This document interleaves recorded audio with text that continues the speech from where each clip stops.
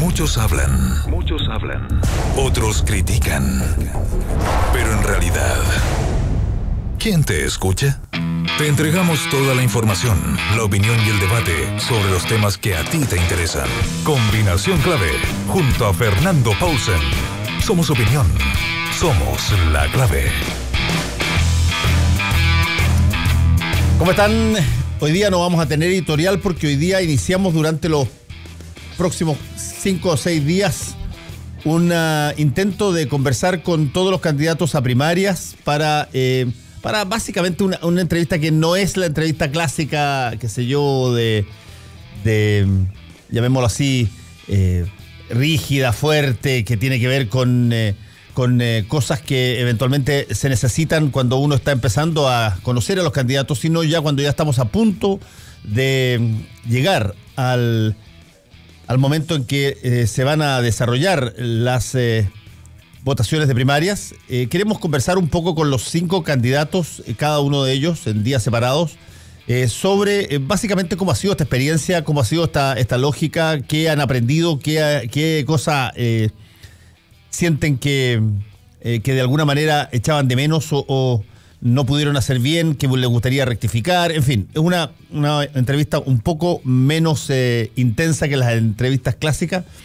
Y vamos a partir con quien estuvo en esta casa por mucho tiempo, quien desde este mismo micrófonos informó que se iba a transformar en precandidata del Frente Amplio. Nos estamos refiriendo a Beatriz Sánchez. Gracias por estar acá, Beatriz. Hola, Fernando. ¿Cómo están todos? Me siento como en casa cuando llego acá. Tengo que decirlo. Bueno, de hecho, es tu casa y fue tu casa. fue, y a propósito, incluso pusiste en tu franja una imagen de la clave. Sabes que permanentemente y con este recorrido por Chile, que no es por Chile completo, pero por muchas regiones del país, las personas me mencionan harto a la radio, a la clave, a propósito de las editoriales, de las formas, de la conversación, así que está bien presente. Sí, mañana va a venir Manuel José Sandón, entiendo que el martes viene Felipe Kast, el miércoles creo que viene a Alberto Mayol y estamos gestionando la posibilidad, porque es la única confirmación que no tenemos, de el miércoles próximo que venga el expresidente Sebastián Piñera. Beatriz, ¿hay algún grado de arrepentimiento por lo que hiciste en algún momento dado? ¿O qué cosas te han hecho en momentos decir, sabes qué, creo que no fue la decisión adecuada? Creo que no pasaba por ese trance de decir, me arrepiento, no era lo que debía hacer, lo que quería hacer, o tomé una decisión equivocada. No he pasado por eso. Lo que sí me ha pasado es que hay un tránsito o un camino entre la periodista y la candidata. Y ese es un camino que uno tiene que recorrer, que no es una transformación inmediata. Y yo tenía mucha conciencia, a lo mejor lo racionalicé demasiado de lo que significaba una cosa y la otra. Porque finalmente somos las mismas personas, en roles distintos a lo mejor. Y esa definición del rol tiene un camino, tiene un tiempo. Y creo que eso es a lo mejor lo que me ha costado más definir yo misma. A lo mejor no hacia afuera, pero sí yo misma, y uno se tiene que sentir cómoda en el rol que está. Entonces yo creo que eso ha sido lo que más he ido racionalizando en este tiempo y lo que quizás más me ha costado. Y quizás porque quería separar como bien los roles. Así, una cosa es ser periodista, otra cosa es ser candidata. Yo he dicho, y lo dije desde un principio, ya no soy la periodista, soy candidata. No sabía si presentarme como periodista, como experiodista. Me pasó todo eso. Que creo que es como un exceso de racionalización porque finalmente la persona es la misma persona en roles distintos. Pero hay un proceso y hay un camino. Y tuve que acostumbrarme a que hay un proceso y un camino y que las cosas no son inmediatas. Y yo creo que eso es lo que quizás con lo que más me ha costado enfrentarme. Estamos conversando con Beatriz Sánchez, precandidata del Frente Amplio, en este contexto de las entrevistas, que esta entrevista va a ser corta, son de media hora nomás, ahora son básicamente para que los candidatos puedan reflexionar sobre esta decisión que han tomado, más que pregunta clásica dura como ya la han pasado, la han tenido bastante. Beatriz, de todos los rasgos de la personalidad que tenemos las personas, casi todas uno aquilata ese rango de acuerdo a cómo te evalúa un tercero. Si tú eres simpático o no eres simpático, básicamente te lo define un tercero. Si tú eres inteligente incluso o no inteligente, también te lo evalúan los terceros. Hay un rasgo de la personalidad que sí lo evalúa solamente uno, que tiene que ver con la competencia para algo. Uno sabe cuando ve una tarea y la mira y dice, chuta, tengo teclas para este piano. ¿Me la puedo o no me la puedo? ¿Me la puedo o no me la puedo? Yo creo que puedo hacer esta pega o no esta pega. Desde el punto de la competencia, ya teniendo harto trabajo recorrido, Beatriz, ¿te sientes competente para ser presidenta de la República? Es raro hablar de uno. Creo que lo que me cuesta más, a lo mejor, cuando uno entra en esas entrevistas que le vamos a hacer a los 5 precandidatos, vamos a tratar de que hablen de uno. Pero sabes que pero no es solamente por la pregunta ahora, puntual, sino que cuando uno se transforma en, no solo en política, sino, o sea, política 100%, digamos, sino de candidata, tú tienes que hacer mucho de eso. De uno representarse uno mismo y hablar de uno. Y por eso te decía que es un tránsito complejo, porque uno no está acostumbrado a hablar de uno misma. Uno tiene que acostumbrarse a hacerlo. Y por eso la pregunta a uno lo llega, estoy absolutamente convencida, Fernando, que tengo las competencias. No solo eso. Creo que fue una de las cosas que me hizo más pensar si tomaba o no tomaba este camino. Porque, insisto, cuando alguien... Yo no sé si a alguien le pueden proponer llevar una candidatura presidencial y que inmediatamente diga, por supuesto. Creo que es muy gigante cuando a uno se lo proponen así. Pero al sentarse, al evaluarlo, a mí me pasó en el momento en que esto se presentó. Era una de las evaluaciones. ¿Soy capaz de hacer esto? ¿Puedo ir por este camino? ¿Cuáles son las competencias que realmente se necesitan? ¿Qué es distinto a lo que se pone en la mesa sobre la discusión de lo que debería ser un presidente o una presidenta? Esto es una convicción personal, una lectura de uno mismo, de una misma. Y haciendo esa lectura de antes y siguiendo este camino, estoy absolutamente convencida que sí, tengo todas las competencias para ser presidenta de la República. Estamos conversando con Beatriz Sánchez. Cuando uno genera un tráfago de actividad tan tremenda como la de una candidatura, recorre todo el país, escucha a personas que nunca jamás, con las cuales nunca había hablado, y además de otra manera, porque esas personas ponen en esa conversación ponen un lote de expectativas, ponen un montón de anhelos, de deseos respecto de lo que pueda pasar. ¿Cuál ha sido, a tu juicio, Beatriz, el momento más difícil que has tenido de toda la campaña en términos de tu relación con las personas? Ya sea que porque te hayan dicho algo que te afectó, o ya sea porque no pudiste entablar, por ejemplo, un diálogo con alguien con quien quería entablar, con una comunidad, o había bloqueo, o tu relación con los propios compañeros de campaña, que siempre algo pasa en eso. Sí, y hay periodos de aprendizaje también para todos. Yo creo que hay dos momentos que son complejos, yo definiría. Uno es una práctica que empezamos a hacer, que a mí me gusta mucho, pero el inicio de la práctica es compleja y para mí fue súper desafiante, que es hacer conversatorios abiertos en cualquier parte, donde nos presten una sala, en la plaza, invitar a las personas, acérquense, pregunten, conversemos. Y al principio es muy fuerte, porque es enfrentarse como desnudamente a cualquier chileno y chilena, con todos los anhelos, la desesperanza, la rabia que puede tener, e intentar establecer un diálogo. No, ni siquiera estoy diciendo darle una respuesta, establecer un diálogo. Y eso para mí fue súper fuerte. Fue súper fuerte porque, a ver, nosotros en la pega que hacíamos siempre, la que sigues haciendo tú, Fernando, uno está súper consciente de la realidad y se discute acá. Por ejemplo, es una radio o un programa donde se discute la realidad. Pero es distinto salir a la calle y conversarla directamente con las personas que la sufren, que les gusta, que desconfían, en fin. Y esos son momentos que al principio fueron súper fuertes, establecer ese diálogo. Creo que eso es una cosa. Es bien gratificante después, porque se pueden establecer diálogos. Y lo otro que es muy difícil, y ahí hay una barrera, es la desconfianza que hay con los políticos y las políticas en la calle. O sea, gente que no cree en nada. Y te lo dice, yo no le creo nada a nadie. Yo ya no creo en nada. Nunca más voy a ir a votar. ¿Te lo dicen así? No, así. A mí nadie me va a cambiar la vida que tengo. Ya no hay nada más que hacer. Así.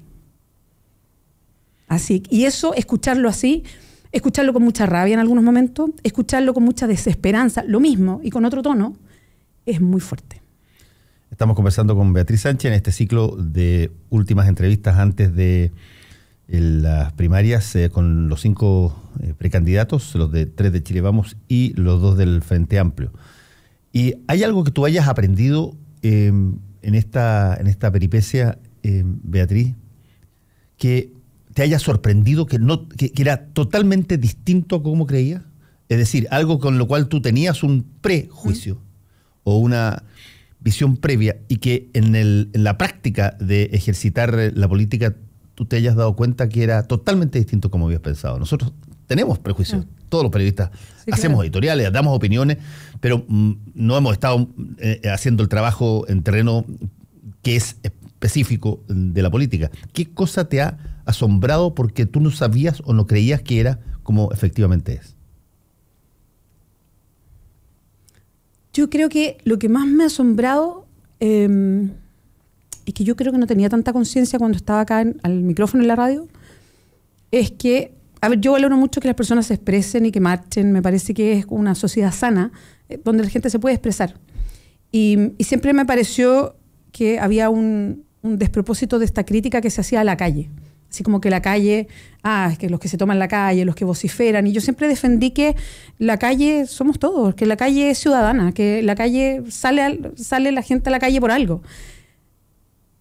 Pero lo que yo nunca había cruzado, o no me había dado nunca cuenta, y ahora sí me doy cuenta, es que las personas no solamente salen a protestar, sino que si tú empiezas a conversar con ellas, tienen respuestas a lo que quieran. O sea, saben a lo que van. Esperan una respuesta determinada. Te dicen, mira, yo estoy protestando por esto, ya sea una cosa mayor, por ejemplo, no sé, AFPs, por ejemplo, y las pensiones, o ir a un lugar pequeñito y que tienen un tema pendiente porque hay un acuífero en riesgo y, en fin. Y ellos te dicen, y nosotros tenemos esta carpetita y nos juntamos entre los vecinos y esta es nuestra propuesta para que no hagan lo que van a hacer, para que no nos cambien nuestro estilo de vida, y tienen propuestas. Y eso yo no lo había visto desde acá de un estudio. No tenía la conciencia de que no es solamente la crítica de decir yo no quiero esto, sino que las personas tienen propuestas de decir y podrían solucionarlo así. Nosotros pensamos que esta es la decisión que se debería tomar. O esto yo espero que haga el alcalde, o esto yo espero que haga, no sé, el intendente, la presidenta. Y eso pasa. Y eso no lo escuchamos. Y parece que no existiera. Eso a mí me sorprendió. Eso a mí me sorprendió mucho. Estamos conversando con Beatriz Sánchez en este ciclo cortito que vamos a tener de conversaciones finales con los 5 precandidatos. Beatriz, se dicen bastantes cosas, hay frases clichés para casi todo. Una de esas frases clichés es que la política es sin llorar. ¿Es verdad eso? Yo siempre he sospechado de que hay mucho de encubrimiento en esa frase. A uno le duelen las cosas cuando les pasan. Uno tiene ego, uno le golpean las cosas. Hay mucha situación que de pronto uno coloca o pone la confianza en determinadas cosas, determinadas personas, determinadas situaciones que suceden de otra manera. Y yo no puedo creer que uno se mira al espejo y diga, no, la política era sin llorar, hay que aguantar este asunto. ¿Te ha pasado a ti? Me lo dicen harto y yo no creo nada en esa frase. Yo creo que la política es con llorar todo el rato. O sea, a ver, es más, yo creo que no debería haber ninguna condición de la vida que fuera sin llorar. Esto no es porque yo sea llorona, efectivamente. Yo soy muy llorona, pero no es por eso, sino que yo no creo que tú puedas restar emociones en algo que tú haces de tu vida. y que se diga, creo que además es muy feroz que se diga la política es sin llorar, o lo segundo que sigue, vas a tener que tener cuero de chancho. ¿Qué significa eso? ¿Tener cuero de chancho significa que tengo que resistir todo lo que me tiren? ¿Que tengo que resistir todo lo que me hagan? ¿Que tengo que resistir todo y que tengo que tener un cuero que no me afecte? ¿Eso es? ¿Eso es cómo se entiende la política? Que cuando me digan esto es sin llorar es que, oye, esto no es nada personal, no te preocupes, mira, si debería tomarlo que te refale.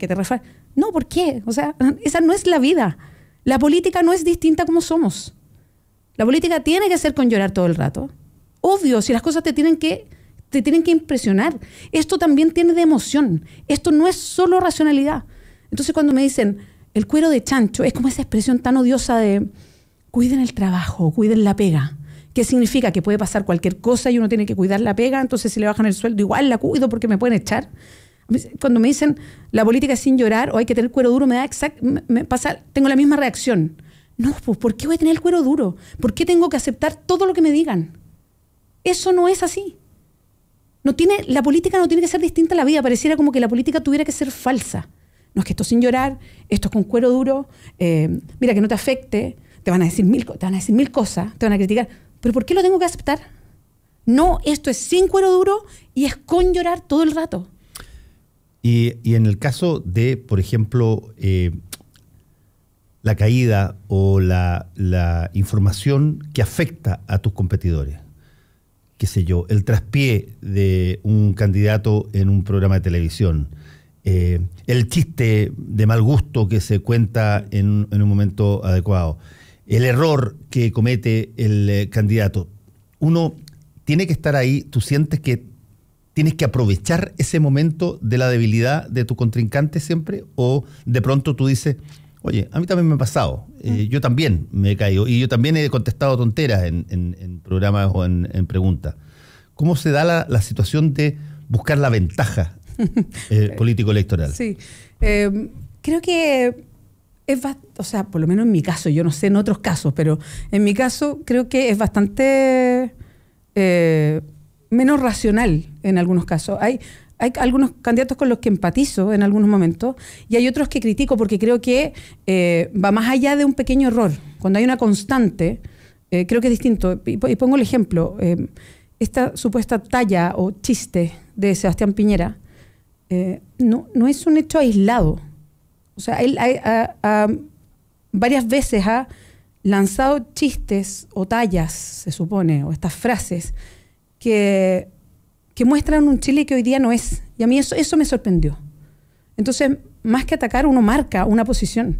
Mira, Fernando, pasó justo que en la franja, a propósito de la franja electoral, que ha sido una experiencia increíble, y además que se ha visto mucho, yo justo me declaré como candidata presidencial feminista, que fue un momento muy importante para mí en la franja además, porque me interesa que se plantee así. Y justo esa misma noche estaba la broma del expresidente, hoy día candidato Sebastián Piñera. Y yo dije, esto es mirar el mundo, es mirar el país de zonas totalmente distintas. Entonces ahí yo me expresé, porque creo que tenía un correlato con lo que yo estoy haciendo. Y quiero explicarlo así, porque no es que yo esté esperando a ver, la zancadilla, ¡pah!, me tiro. No, ese no es el análisis. Tiene que ver con que esta famosa talla del presidente o del expresidente tiene que ver con tallas que ha hecho antes, que es una forma de mirar las cosas. Y yo estoy totalmente en contra y en la vereda contraria de cómo se miran esas cosas. De hecho, estoy luchando para que no miremos más, para que no echemos ese tipo de tallas o no festinemos con cuestiones que no son para festinar. En otros casos, y con otros candidatos, hay momentos que uno dice, a mí me ha pasado lo mismo, y claro, uno empatiza. Entonces, yo ahora, creo que ¿qué pasa con lo que dice el precandidato de la misma coalición, en este caso Alberto Mayol? ¿Estás atento? ¿Te dicen cuáles son sus puntos débiles? ¿Te asusan a qué sé yo, a atacar cuando él dice algún tipo de cosa que no tiene nada que ver contigo? Establece aquí la diferencia. Dale fuerte. Porque mal que mal, la competencia es básicamente con él. La mía para primarias con Alberto Mayol. Con Alberto Mayol. Sí, claramente. Pero desde ese momento que estuvieron ustedes en un primer debate, creo que fue en Televisión Nacional, donde puros arrumacos y básicamente nadie no se entendía la diferencia, hasta ahora, que ha habido bastante diferencia, te incomoda criticar o denunciar a alguien que, si no hubiese sido precandidata, probablemente no estarías pensando así. Yo creo que son estilos distintos y no solo estilos, sino también lo que uno busca de cada una de las carreras. Alberto ha tratado de marcar mucho la diferencia conmigo, quizás menos de lo que yo he hecho con él. Y creo que es su forma o la estrategia que él decidió para llevar adelante algo que es una competencia. Y que efectivamente tenemos posiciones distintas. Entonces, la verdad es que, claro, todos estos temas se discuten, pero yo hoy día, o mi objetivo principal en esto, es fortalecer el conglomerado que yo quiero representar. Y ahí yo no me pierdo ni un minuto. Yo no estoy dispuesta a quebrar al Frente Amplio para ganar un poco más de votos en esta primaria presidencial. Yo quiero fortalecer donde estoy, porque me parece y me gusta mucho cómo nos instalamos en el mapa político de un momento a otro. Y empezaron a salir editoriales y estamos en todos los programas. Estamos en las primarias y no está la nueva mayoría. Y yo esto me lo jugué, pero a concho, Fernando. Me jugué a concho para en este momento. Para estar en la franja todos los días. Tenemos 44 puntos de rating en la franja para que todo Chile en televisión abierta sepa lo que es el Frente Amplio. Y yo voy a seguir una estrategia para tratar de embarrar el Frente Amplio. No, por favor. Yo estoy en otra cosa. Yo quiero fortalecer esto. Entonces, entiendo que Alberto esté llevando su estrategia. De hecho, Alberto decía el otro día que nosotros no hemos presentado ideas. Perdón, en la misma franja, ayer dije nacionalización del agua. Y estamos en todo un trabajo estructural y jurídico para devolver el agua como bien de uso público. Y va a ser una gran pelea y la queremos dar. He dicho que soy candidata feminista y cómo quiero cambiar las cosas para que sea candidata feminista. He dicho también fin a las AFP. He dicho también un seguro público de salud y arrinconar a las ISAPRES, sacar de alguna manera, dejar a las ISAPRES efectivamente en un sector solamente de un seguro de salud y no como hoy día que dominan el sistema o prácticamente el sistema privado completo y con su propio negocio. Hemos dicho asamblea constituyente para nueva constitución. Hemos dicho reforma laboral con negociación ramal, con una mirada distinta a la subcontratación, con fortalecer los sindicatos y ampliar los ámbitos de la negociación colectiva. Entonces, cuando nos dicen no han hecho propuestas, no, perdón, hemos hecho propuestas. Otra cosa es que no las quieran escuchar porque molestan. Y otra cosa es que se trate de instalar el que nosotros estamos en otra vía. No, esto es convocante. Y quiero decir una cuestión porque me parece que es bien interesante plantearlo así. Con todas estas propuestas que yo no había escuchado antes desde la nueva mayoría, por ejemplo, fin a las AFP clarito, sistema de seguro de salud público y solidario, asamblea constituyente, candidatura feminista, con todo lo que eso significa, agua como bien de uso público, definitivamente, estamos a 5 o 4 puntos de pasar a segunda vuelta. Eso, Fernando, es inédito. Con este discurso podríamos pasar a segunda vuelta. Y eso es inédito. Cuando uno hace proposiciones, Beatriz, que son cambios estructurales de cuajo, grandes, como algunas de las cosas que tú acabas de mencionar, ¿qué tanto te sale el recuerdo de lo que pasó con la nueva mayoría? Que tiró 3 o 4 cosas profundas, estructurales, la reforma tributaria, la reforma educacional, el cambio del proceso constituyente para cambiar la constitución, una serie de otras materias, y en el proceso de eso, cuando ya se llega y se tiene el poder, aparecen toda una serie de incompetencias, aparecen toda una serie de ineptitudes, aparecen reformas que se modifican en el camino, que no estaban bien pensadas. ¿Qué tanto el que uno tenga claro lo que quiere y lo que tiene que hacer se compadece con la viabilidad técnica, con las competencias técnicas, con lo difícil que es cambiar la inercia de un país? Cuando uno mira lo que ha pasado con la nueva mayoría, y quiero poner alta atención a eso, porque cuando tú mencionabas algo que es vital, que es, uno tiene ideas claras de lo que quiere hacer. Tiene equipos técnicos que están detrás de eso para ver específicamente cómo se arma, cómo se concreta, cómo se financia. Y hay convicción de qué es lo que hay que hacer. Yo lo que veo en la nueva mayoría es que no pasó eso. No fue ese mismo tren que se siguió. Creo que se hizo un programa con reformas efectivamente estructurales. Creo que algo se avanzó, algunas cosas se avanzaron en algunas líneas, pero la falta de convicción estuvo dentro de la nueva mayoría. Esto no fue por un bombardeo, y efectivamente existió por parte de Chile Vamos, que sabemos que Chile Vamos quiere quedarse con el país como está. Incluso Sebastián Piñera quiere restar algunos de los derechos sociales que se han generado, concretado. Pero si vamos a la nueva mayoría, la oposición a las mismas reformas de la presidenta Bachelet estaban dentro de la nueva mayoría. Por una serie de cosas, falta de convicción. Hubo ripio también a la hora de plantear ciertas reformas o por dónde se avanzaba primero y por dónde después. Pero muchas de las discusiones internas fueron con senadores de la misma nueva mayoría. ¿Y eso qué es? ¿Falta de convicción? ¿O es un poco más? Cuando hay senadores dentro de la misma nueva mayoría que dijeron que no se habían leído el programa, ¿pero qué estamos hablando? Eso no es falta de convicción, eso puede tener otros tintes nomás. Entonces, y lo último que vimos es cómo se financiaba la política. ¿Quién financiaba la política? ¿Qué se cobraba por financiar la política? La nueva mayoría, cuando dialoga o cuando establece acuerdos, los hace de una manera como lo dijo muy claro el senador Andrés Saldívar. Y creo que él dio una imagen, con una frase nomás, una imagen de lo que es la negociación cupular para tomar definiciones. Él dijo, esto se ve en la cocina.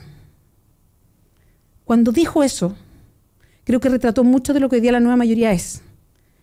Y explica esta falta de convicción, falta de avance, ripio, oposición interna, como quieras llamarle, que terminó en que muchas de las reformas que se plantearon y que se ofrecieron al país dentro de un programa no se cumplieron.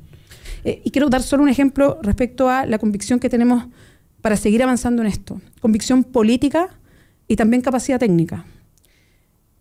Anoche, y estaba comunicándome con ellos recién, se está tratando de tramitar el proyecto de educación superior en la Cámara. Sí. Y han pasado toda la noche viendo artículo por artículo por artículo.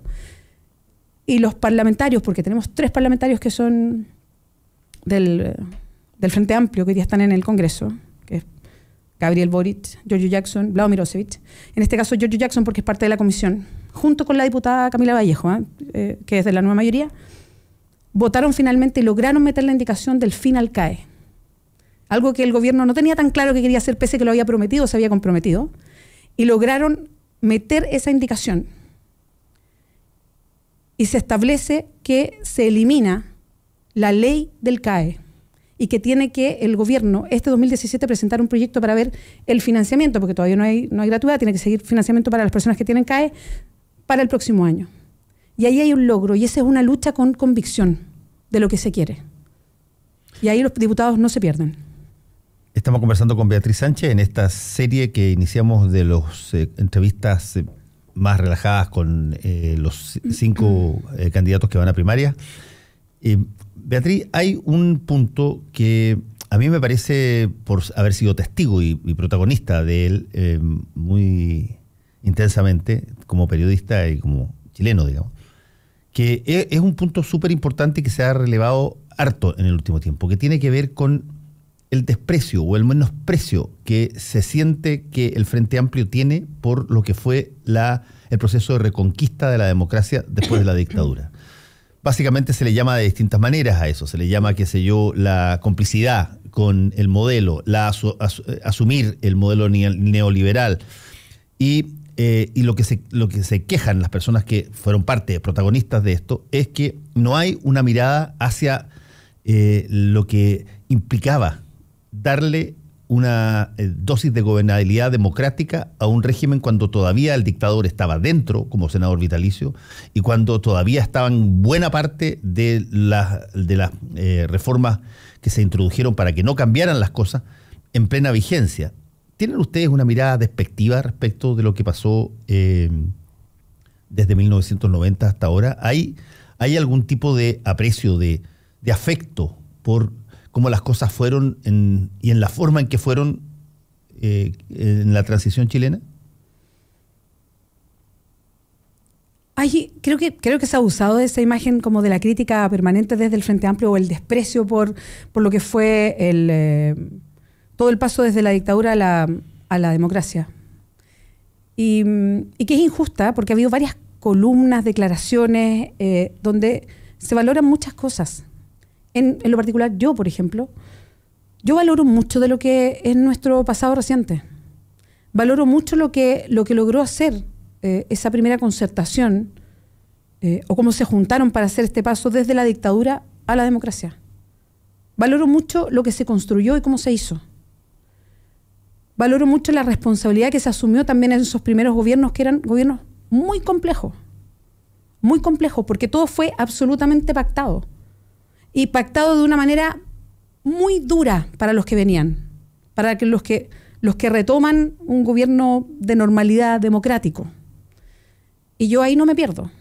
Creo que se hizo algo bien extraordinario. Pero Fernando, estamos a 2017.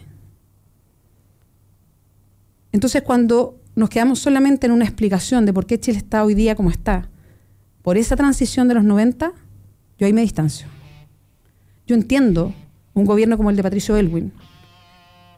Entiendo incluso la carga para muchas personas de lo que significó vivir en dictadura, el miedo, el terror, todo lo que pasó, y lo que significó construir para después.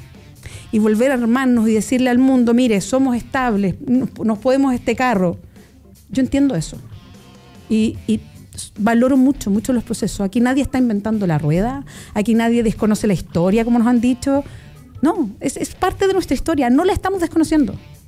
El tema es que estamos a 2016 o 2017 y cuánto de un sistema que se impuso en dictadura sigue prácticamente igual. Lo que la presidenta planteó fue que básicamente ustedes eran los hijos de las personas que recuperaron el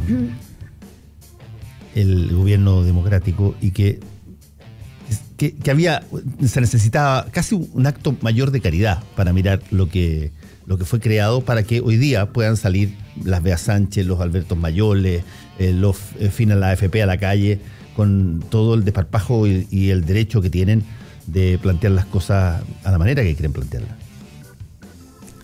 Yo creo que el que yo esté acá y sea candidata, y que haya sido periodista antes, que sea mujer y sea candidata, efectivamente tiene que ver con que hubo un traspaso desde una dictadura que nos impuso un molde y un modelo a la democracia. Y yo valoro eso, absolutamente. Creo que justifica que estemos acá, que surjan alternativas como el Frente Amplio. Pero insisto en algo, no por eso no vamos a hacer una crítica muy dura a cómo se fue desarrollando e instalando la concertación primero. No voy a tocar a la nueva mayoría porque es de ahora y uno tiene en la cabeza la concertación. Cómo la concertación se fue instalando en un modelo que finalmente perpetuó. Esa es mi crítica. Yo no critico, y de hecho aprecio muchas de las cosas que pasaron desde la dictadura a la democracia, pero ya en el 2017,